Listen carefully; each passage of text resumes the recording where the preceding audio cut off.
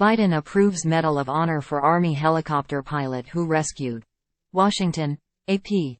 As an Army First Lieutenant and Cobra helicopter pilot during the Vietnam War, Larry Taylor flew hundreds of missions and saved countless lives. But no rescue flight was as daring, or as meaningful to Taylor, as the one for which he will receive the Medal of Honor from President Joe Biden. Biden will recognize Taylor at a ceremony next week, the White House announced Friday. On the night of June 18, 1968, Taylor took off in his attack helicopter to rescue 4 men on a long-range reconnaissance team that had become surrounded and was in danger of being overrun by enemy troops. He had to figure out a way to get them out, otherwise, they wouldn't make it. David Hill, one of the men Taylor saved that night, said Taylor's actions were what we now call thinking outside the box. Hill and the 3 others were on a night mission to track the movement of enemy troops in a village near the Saigon River when they were found by North Vietnamese and Viet Cong troops. An intense firefight ensued and soon they were running out of ammunition. They radioed for help. Taylor flew off in his attack helicopter, arriving just minutes later at the site northeast of what at the time was Saigon, since renamed Ho Chi Minh City. He asked the patrol team to send up some flares to mark their location in the dark. Taylor and a pilot in an accompanying helicopter started firing their ship's miniguns and aerial rockets at the enemy, making low-level attack runs and braving intense ground fire for about half an hour. Time equals 400 ms, greater than President Joe Biden speaks during a visit to FEMA headquarters, Thursday, August 31, 2023, in Washington.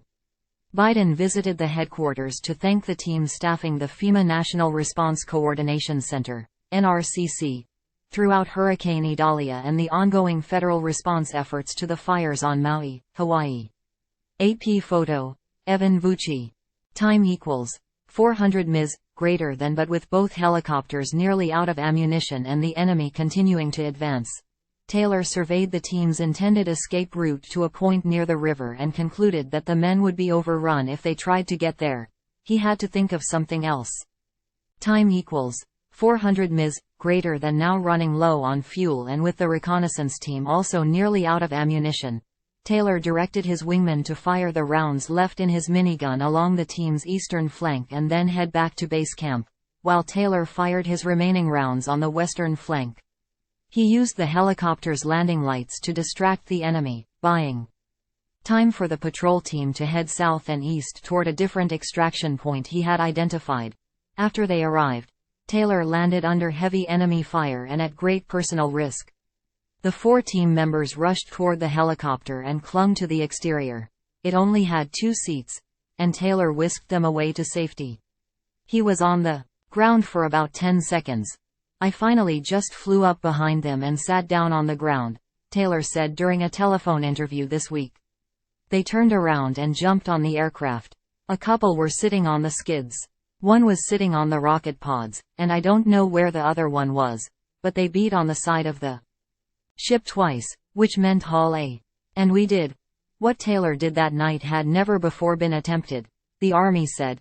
Hill put their odds of survival at absolutely 0. Without Taylor's outside-the-box thinking, his innovation was well beyond the call, as was his courage, said Hill, the only member of the patrol team who is still alive. And that's the short of it, folks. Taylor basically concocted the plan as he flew along.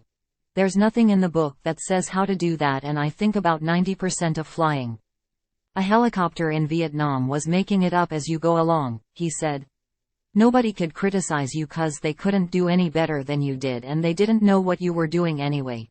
Taylor said he flew hundreds of combat missions in A-1 and Cobra helicopters during a year's deployment in Vietnam.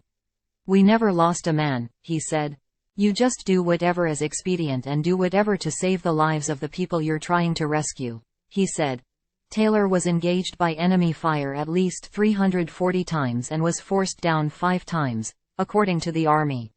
He received scores of combat decorations, including the Silver Star, a Bronze Star and 2 Distinguished Flying Crosses. Taylor left Vietnam in August 1968, a couple months after that flight. He was released from active duty in August 1970, having attained the rank of captain.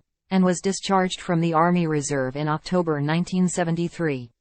He later ran a roofing and sheet metal company in Chattanooga, Tennessee. He and his wife, Toni, live in Signal Mountain, Tennessee. Hill said he and supporters of Taylor were astonished to learn decades after that harrowing night that Taylor had not been awarded a Medal of Honor. Taylor had been awarded a Silver Star, one of the military's top honors for valor in combat. But to his supporters, that medal represented a failure by the Army to adequately, or his commanders at the time, to adequately recognize his valor, his courage, his dedication, in Vietnam. And we were determined to turn that around, Hill said. They wanted Taylor to have a Medal of Honor, the military's highest decoration given to service members who go above and beyond the call of duty, often risking their lives through selfless acts of valor. So the team dug into the process, gathering documentation, witness statements and other information, including asking Bob Corker, then Taylor's home state senator, for his help. After more than 6 years of pushing, Defense Secretary Lloyd Austin approved the Army's recommendation and forwarded Taylor's file to Biden. Biden signed off and called Taylor in July with the news.